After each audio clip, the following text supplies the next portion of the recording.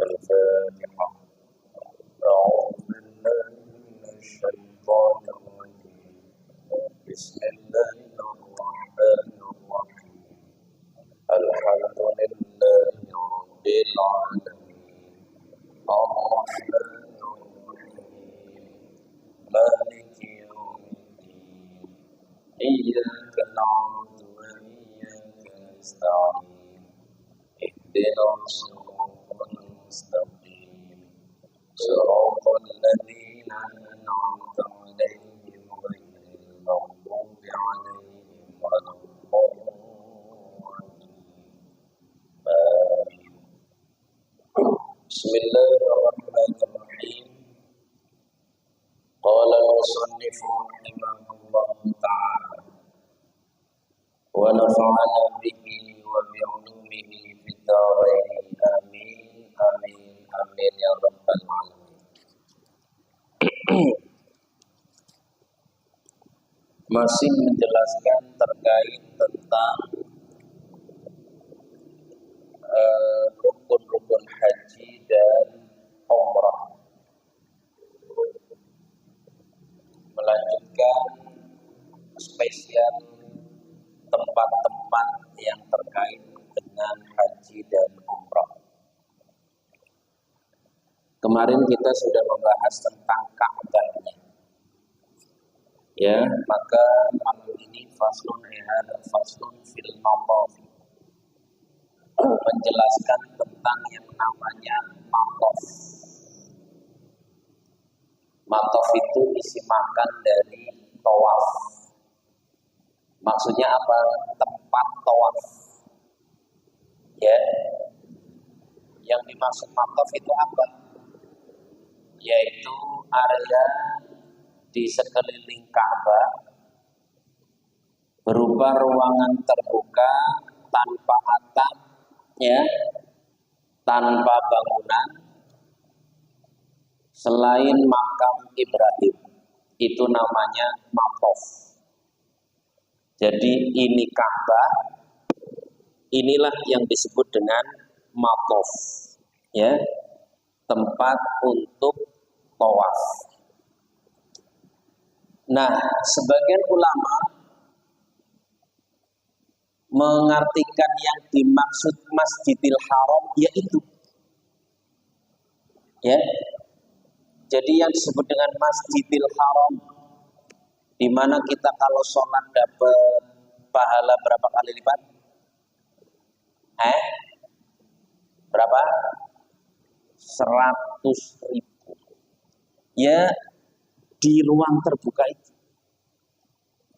Yang dikatakan kalau zaman Nabi, berapa jaraknya dari Ka'bah? 5 meter dari Ka'bah. Ini Ka'bah 5 meter, ya, sekeliling itu, itulah Masjidil Haram. Ada yang menyebut bukan 5 meter, 8 meter. Jadi dari Ka'bah ini 8 meter. Itulah yang disebut dengan Masjidil Haram, ya. Pada mulanya segitu doang. Zaman Nabi 5 atau 8 meter dari Ka'bah, ya, dari Ka'bah, ya.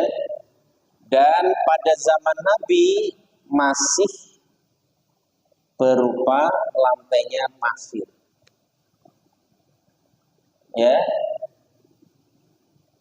Kemudian pada masa Abdullah bin Zubair berubah menjadi marmer. Jadi orang pertama yang kemudian dibikin marmer, ya, itu adalah Abdullah bin Zubair, gubernur Madinah pada masa pemerintahan Yazid, ya, Yazid bin Muawiyah, ya, kalau nggak salah begitu. Jadi itu orang pertama yang melapisi maqaf ini dengan marmer, ya, ini, ya, ya. Nah, sementara di luar itu dikatakan ya bukan Masjidil Haram. Ada yang mengatakan begitu.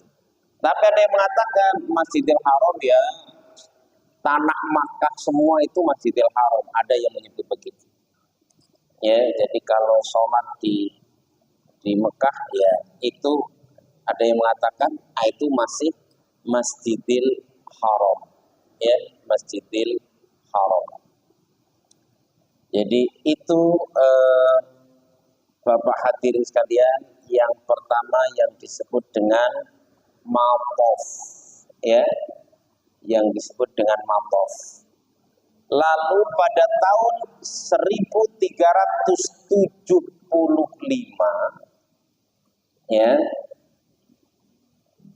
pada tahun 1375 matof ini diperluas menjadi 40 sampai 50 meter. Ya. Jadi diperluas dari Ka'bah 50 meter. Ya. Kenapa? Karena jamaah haji itu semakin banyak.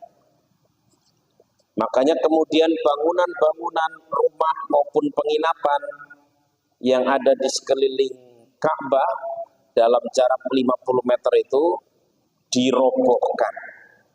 Ya, dirobohkan.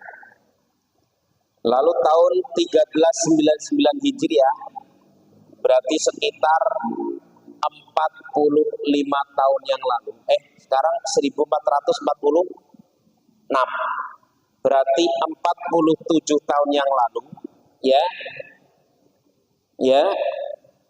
Baru dipasang marmer anti panas. Yang didapat dari mana? Italia kalau nggak salah ya. Dari Italia. Anti panas. Itu 47 tahun yang lalu. Ya. Yang juga termasuk di area tawaf dan diperluas ya sampai kemudian menjadi 17.000 meter persegi. Wah, ya. Jadi kemudian ditambah sampai sekarang ya. Kemudian matafnya ini ya tetap, tapi bangunan masjidnya diperluas. Sehingga memang kalau tidak salah targetnya bisa menampung 10 juta Pak ya. Kalau sekarang itu kan masih sekitar 2 jutaan lebih ya. Jadi itu nanti orang tuh blek kalau ini ibadah haji itu bisa sampai itu. Kalau sekarang ya 2 sampai 3 juta. Jadi ini yang disebut dengan matof, Pak. Matof. Ya. Matof. Makanya kalau Bapak lagi haji maupun umroh, usahakan sholatnya bukan yang ada bangunan itu. Kalau yang ada bangunan mah adem ya. Sholatnya yang nggak ada atap itu, yang dekat Masjidil Haram. Udah sholatnya di situ. Ya. Nah, kalau perempuan memang tidak punya peluang. Makanya biasanya kadang ada cewek yang ini maksa itu. Sama askar kalau ketemu langsung, ya, tidak, disuruh pergi. Jadi nggak boleh di situ. Haram. Jadi kadang nyelempit di jamaah laki-laki, ya, kadang begitu. Nah, jadi kalau mau lebih josnya, merasakan gimana radius Nabi melakukan tawaf maupun sholat paling tidak 5 atau 8 meter dari Ka'bah. Ya, lebih dekat lebih bagus. Itulah di mana Nabi sahabat itu mereka melakukan sholat, tawaf dan lain-lain. Ya, karena area itulah yang zaman Nabi memang kategorinya adalah Masjidil Haram. Ya, Masjidil Haram. Ini yang pertama yang disebut dengan matof. Yang kedua, maqam Ibrahim. Ya, makom Ibrahim itu apa sih? Mungkin sudah tahu semua. Apa itu Pak? Makom Ibrahim. Nah, makom Ibrahim itu apa? Hah? Makom Ibrahim itu apa? Pengertian makom Ibrahim. Jadi makom Ibrahim itu batu. Batu tempat pijakan, injakan Nabi Ibrahim ketika membangun Ka'bah. Jadi kalau Bapak ya di dekat Ka'bah ada kecil ya yang ditutup dengan lapisan kaca warna hijau, itulah yang namanya makom Ibrahim. Kalau sekarang kita cuma bisa ngintip doang, ya. Jadi batu, ya, batu, ya. Kemudian ada bekas telapak kaki, Nah, itu telapak kakinya Nabi Ibrahim, ya. Jadi ada dua itu, nanti dibikin skimpat yang dilapisi perak. Jadi kalau yang sudah pernah lihat waktu umroh atau haji, ada yang lihatin nggak? Lihat langsung. Ya kalau ngelihat telapak kakinya itu Nabi Ibrahim ya nggak gede-gede amat. Artinya ya hampir imbang lah dengan orang-orang sekarang, tapi bukan orang Indonesia ya. Ya orang Arab lah. Jadi bekas telapak kakinya itu ya ukurannya normal lah. Artinya manusia yang tinggi-tinggi itu kayaknya memang zaman Nabi Adam. Ya, Nabi Nuh kayaknya masih tinggi, tapi semakin ke sini orang semakin dipendekkan. Kalau Nabi Adam tingginya berapa? Hah? 60 hasta. Jadi Nabi Adam ketika diturunkan dari surga ke bumi itu mulur. Kepalanya sudah mau sundul langit, kakinya sudah ada di bumi. Ya. Terus lama-lama nyusut jadi cuma tinggal 60 dhira. Sekitar 25 sampai 30 meter. Itu tinggi badannya Nabi Adam. Jangan dibayangin yang lain-lainnya. Pokoknya tingginya segitu ya. Bagian tubuh yang lainnya nggak usah dibayangin. Ya, itu namanya subur Adam. Ya tentu menyesuaikan lah, masa ininya segini, itunya segono gitu. Ya. Nah, kayaknya Nabi Nuh itu masih. Makanya ada salah satu keturunan ini, ya, siapa itu? Bin Aunuk. Ada yang masih lebih tinggi lagi. Yang ketika banjir bandang Nabi Nuh itu masih cuma segini doang. Nah, itu ada. Siapa sih namanya itu? Itu raksasa itu. Ya. Jadi singkat cerita Bapak hadirin sekalian, makom Ibrahim ini adalah jadi yang nyusun batunya ketika bangun Ka'bah itu Nabi Ibrahim. Ismail itu yang kalau tukang itu keneknya, gitu ya. Tukang utamanya adalah Nabi Ibrahim. Dan tingginya berapa? Ka'bah kemarin Pak, tingginya berapa? Ya. Jadi tingginya itu berapa? Tinggi Ka'bah. Ini di sini ada gambarnya ini. Jadi tinggi Ka'bah ya sekitar 4 meteran ya. Sekitar 4 meteran. Jadi tinggi Ka'bah. Nah, jadi mizab. Oke, sebentar. Ini biar pas ini ya. Jadi tinggi tembok yang Hijr Ismail 1,3. Kalau yang ininya itu 3 meter ya, 3 meter. 3 meter lebih ya. Ya hampir 4 meter. Ya. Nah, tingginya Nabi Ibrahim ya mungkin sekitar 2 meteran. Sehingga ketika mau yang 3 atau lebih itu nggak bisa. Maka dia menggunakan batu. Jadi batunya kalau mau Nabi Ibrahim mau naik, batunya naik. Kalau mau turun, batunya tinggal turun. Jadi dia kayak apa sekarang itu?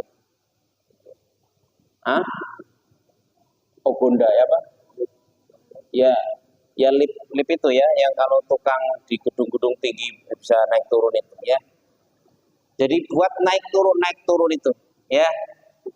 Ini batu pijakan Nabi Ibrahim ketika membangun Ka'bah. Dan sebagai salah satu mukjizat Nabi Ibrahim yang bisa kita saksikan. Kalau mukjizat Nabi yang lain masih enggak? Tongkatnya Nabi Musa masih ada enggak? Masih ada enggak kira-kira? Masih ada enggak? Katanya masih ada katanya. Ada yang nyebut masih ada. Ya. Jadi kalau menurut sejarahnya tongkat Nabi Musa yaitulah tongkatnya Nabi Ibrahim, itu turun temurun itu. Ya. Ya, jadi itu tongkat turun temurun. Ada yang menyebut begitu. Ya. Karena kalau megang tongkat itu udah beda.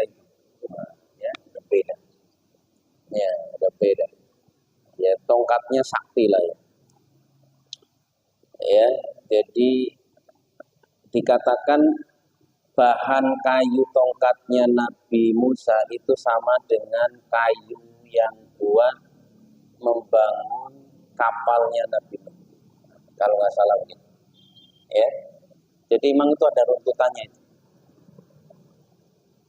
Nah, mukjizat nabi-nabi yang lain itu sudah tidak bisa kita lihat.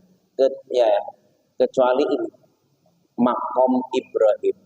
Ada jejak kaki Nabi Ibrahim ketika membangun Ka'bah. Ya. Jadi dan ini disebutkan di dalam Al-Qur'an. Wa idz ja'alna al-baita mathabatan lin-nasi wa amnan wattakhidhu min maqami Ibrahim musalla. Al-Baqarah ayat 125. Inilah yang dijadikan dasar kita dianjurkan sholat dan jadikanlah makam Ibrahim sebagai tempat sholat. Makanya selesai tawaf kita sholat di makam Ibrahim itu yang warna hijau itu kalau sekarang. Kalau dulu orang bisa nyentuh, ya, bahkan dulu orang naruhnya sembarangan aja itu. Kemudian terjadi banjir bandang, ya, bahkan sampai apa itu? Ini ya. Sampai kintir itu apa? Hanyut ya, jauh ya. Karena sebetulnya aslinya makom Ibrahim pada masa Nabi Ibrahim sendiri itu dipendem Pak di dalam Ka'bah. Awalnya dipendem di dalam Ka'bah. Ya. Nah, kemudian ya pada masa 2000 tahun kemudian digali, dikeluarkan, ya, digali, dikeluarkan batunya, ya, makom Ibrahim ini, kemudian ditaruh di dekat pintu Ka'bah. Awalnya begitu, ya. Kemudian, ya, diletakkan agak ke depanan 1 meter dari pintu Ka'bah, ya. didekatkan ke sumur Zam-Zam. Ya. Lalu terjadi banjir yang tadi saya sebutkan, hanyut berpuluh-puluh meter jauhnya. Makanya kemudian dibikinkan seperti bangunan, ya sampai sekarang itu, ya. Tapi sudah dikebelakangkan. Jadi kalau sekarang itu ya sudah agak jauh makom Ibrahim ini, ya. Makom Ibrahim ini sudah semakin jauh dari Ka'bah itu sendiri, ya, di Ka'bah. Dan ya pernah juga makam Ibrahim ini, ya, pindah-pindah, ya, dan seterusnya agak cukup panjang. Intinya Bapak hadirin sekalian, ya makam Ibrahim itu ya batu pijakan, ya. Kalau dulu ada yang gini, jadi kan cekung kan, jadi kan namanya bekas pijakan kan ada cetakannya itu.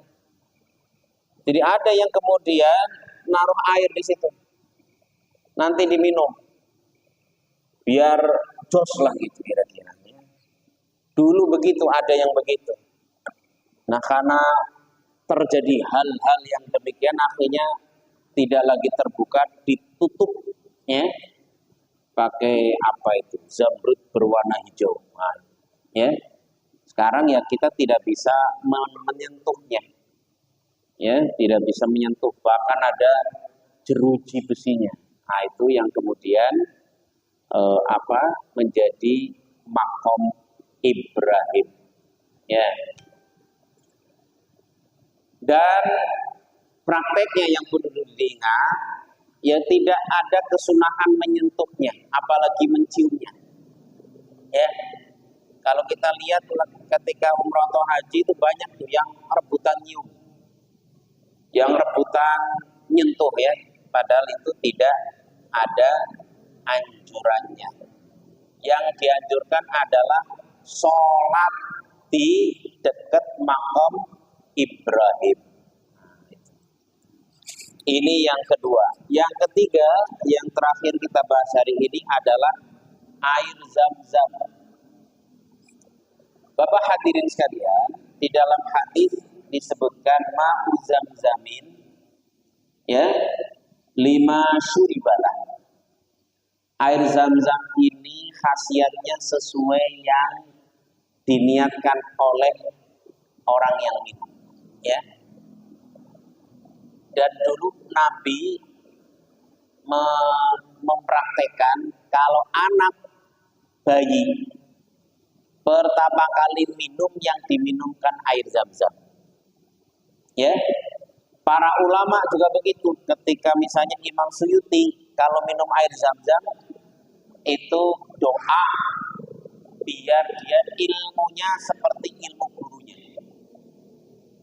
Jadi kalau Bapak dapat air Zam-Zam dari yang umrah atau haji, kalau pas minum jangan minum aja, tapi minum ada niat apa gitu.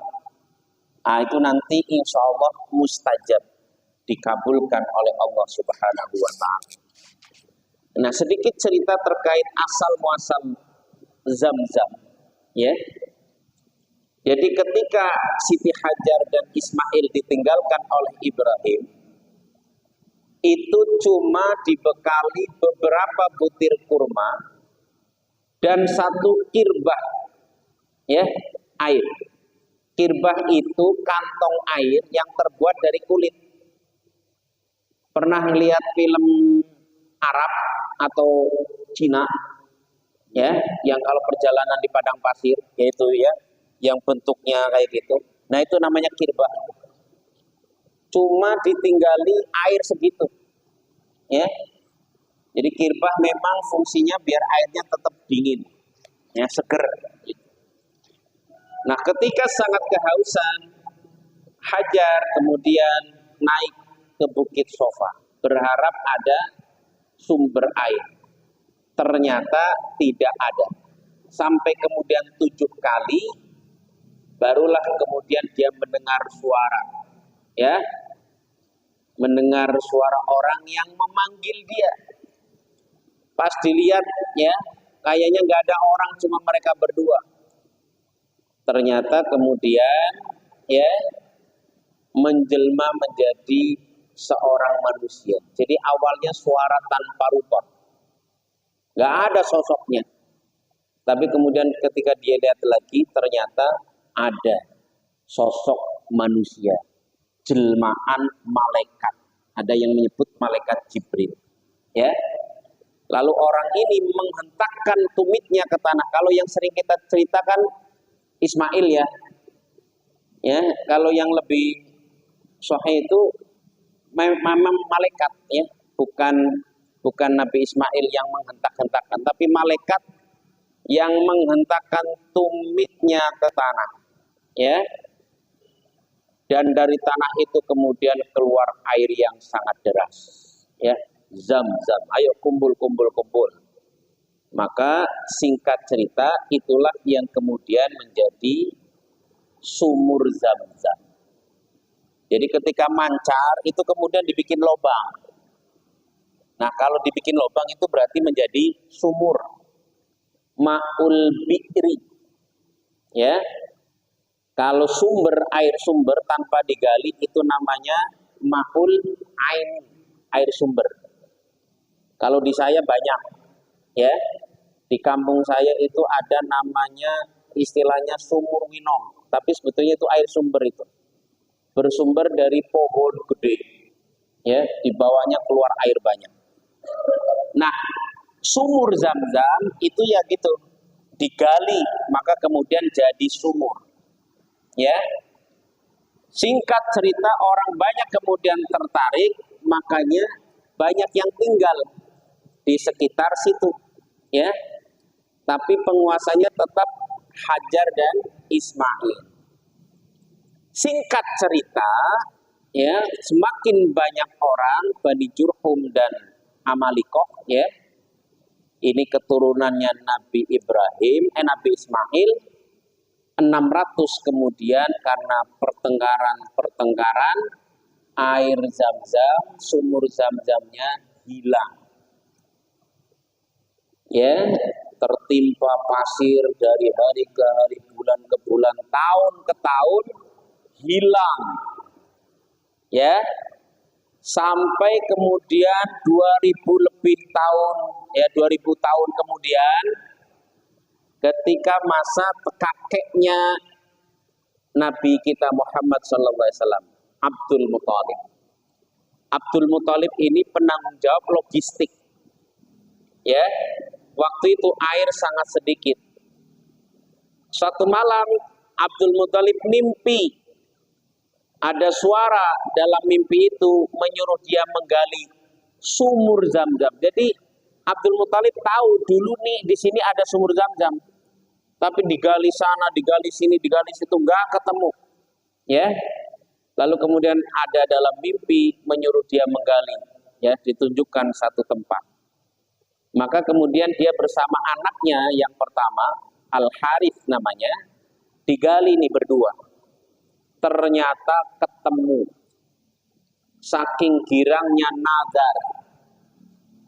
Ini ya alhamdulillah ketemu, ya Allah, kalau saya punya anak laki-laki lagi, ya, anak laki-laki lagi, saya akan kurbankan. Berarti diapain tuh? Disembelih. Jadi kalau saya punya anak laki, saya akan sembelih, ya, sebagai ungkapan syukur. Jadi memang kepercayaannya dulu masih jahiliyah, ya. Padahal anaknya baru satu, laki, yang laki baru satu namanya Al-Harith. Dilalahnya kemudian Abdul Muthalib nikah lagi, ya. Dari situlah dia punya anak tambah lengkap total jenderal 10 anak laki. Ya. Ada Abu Thalib, ada siapa? Hamzah, ada siapa lagi? Ya. Abdullah ayah Nabi dan seterusnya termasuk siapa? Abu Lahab apa Abu Jahal? Ya. Ya. itu adalah saudara-saudaranya ayahnya Nabi, yaitu putra dari Abdul Muthalib. Ya, singkat cerita,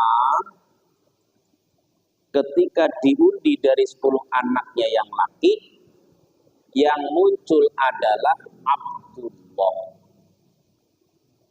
Abdullah langsung oleh Abdul Muthalib dibawa, ya, mau dikorbankan.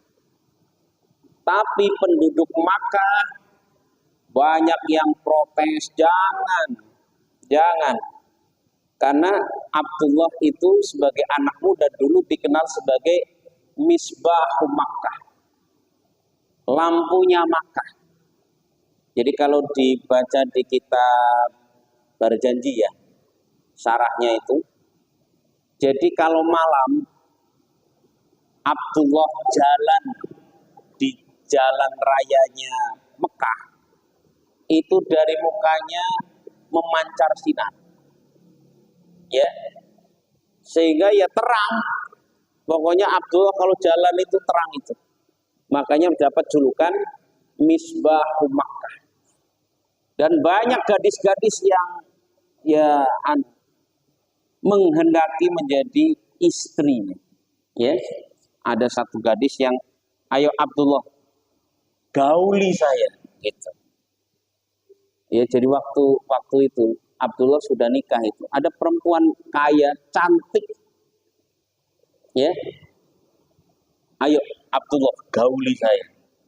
Jadi udah kaya, pinter, cantik. Kenapa? Karena dia ngelihat ada cahaya di ininya Abdullah itu. Abdullah nggak mau, dia ingat istrinya di rumah. Besoknya ketemu, besok malamnya ketemu lagi. Ternyata cahaya itu udah nggak ada, udah nggak mau itu si perempuan. Kamu ngapain semalam? Ya nganu lah gitu. Yang itulah yang kemudian malam itu ketika melakukan hubungan menjadi benih Nabi Ibrahim alaihissalam. Itu cahayanya pindah ke perutnya istri. Nah, kejadian ketika mau dikorbankan ini sebelum menikah. Lalu kemudian ada tokoh Mekah yang ya ditanya oleh Abdul Muthalib, terus ini gimana nih? Banyak orang nolak, Abdullah saya sembelih. Maka ya sudah, gini aja, dibikin undian. Bikin undian pakai anak panah. Yang satu tertulis Abdullah, yang satu tertulis 10 unta. Ya. Jadi tertulis unta. Dikocok, ya, yang keluar Abdullah. Waduh, ya. Pokoknya kalau yang keluar Abdullah berarti Abdul Muthalib mesti ganti 10 unta. Dikocok lagi Abdullah, aduh 20 unta. Dikocok lagi Abdullah sampai 10 kali. Nama Abdullah keluar. Baru yang ke-11 nama Abdullah. Nah, dari situlah kemudian Abdul Muthalib kurban 100 ekor unta. Ya, sebagai ganti dari Abdullah yang tidak jadi dikorbankan. Dan Bani Hashim waktu itu, keluarga Abdul Muthalib, sama sekali nggak boleh makan daging itu. Jadi disodakokan semua, terus sisanya ya dibiarkan dimakan burung, dimakan binatang buas dan lain-lain. Jadi nazarnya kemudian diganti. Makanya dalam fikih bahwa orang kalau membunuh, ya kan mesti dibunuh, ya kan? Aturan hukumnya begitu. Tapi kalau keluarga korban memaafkan, maka gantinya 100 ekor unta. Itu ngambil dari sini sebetulnya. Jadi diluruskan, ya. Jadi praktek yang awalnya dipraktekkan oleh Abdul Muthalib, kemudian dilestarikan dalam hukum Islam, ya, tapi diluruskan, ya, dibetulkan. Jadi kalau ada orang membunuh, keluarga korban memaafkan, Ya, karena nggak jadi dibunuh, sebagai gantinya satu nyawa adalah 100 ekor unta. Nah, gitu ya. Dari situlah kemudian air Zam-Zam ada lagi, Pak. Ada lagi. Singkat cerita, menurut penelitian Bapak hadirin sekalian, bahwa air Zam-Zam ini mengalir dari 3 sisi. Ya, memancar dari 3 sisi. Pertama, ya, jadi memancar dari hajar ke arah Hajar Aswad. Ya, jadi sumber itu ya pertama dari arah Hajar Aswad. Dari arah Hajar Aswad ada lubang sepanjang 75 cm. Itu grojok air dari situ. Ya. Yang kedua itu dari makam Ibrahim. Ya. Itu juga grojok air sepanjang 70 cm dengan tinggi 30 cm. Yang ketiga, air Zam-Zam itu keluar dari arah Safa Marwah. Jadi kalau orang yang sudah ke Ka'bah, ini Ka'bah, ini makam Ibrahim sebelah sini ya. Nah ini Safa kan sebelah sini ya kalau nggak salah ya.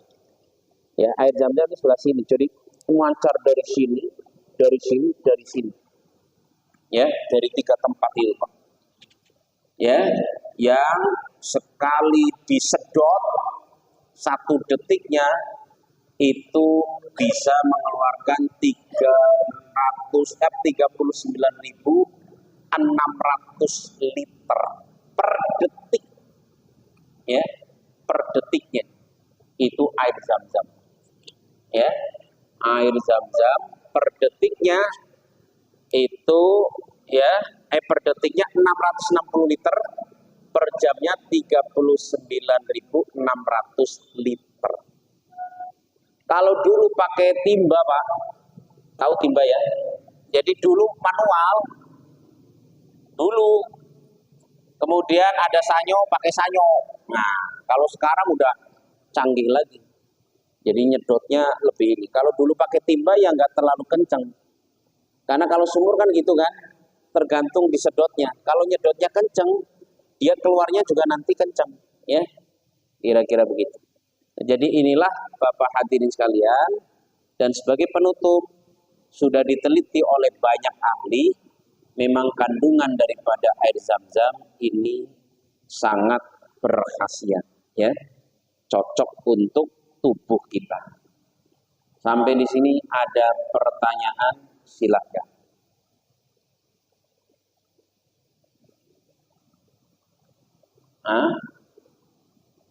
Ada tidak?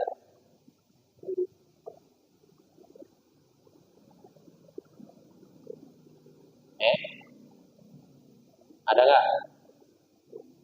Tapi dengar tadi ya ceritanya ya. Yang penting emang saya lagi cerita aja.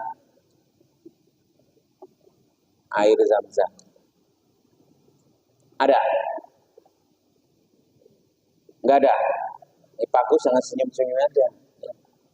Kalau nggak ada ya udah. Alhamdulillah. Udah 8:30 lewat. Oke. Tidak ada pertanyaan? Ya, mudah-mudahan kita semua yang hadir ya bisa mengunjungi Masjidil Haram ya. Mengunjungi Masjid Nabawi dan berjumpa dengan Rasulullah sallallahu alaihi wasallam. Subhanakallahumma bihamdika asyhadu an la ilaha illa anta astaghfiruka wa atubu ilaik. Assalamualaikum warahmatullahi wabarakatuh.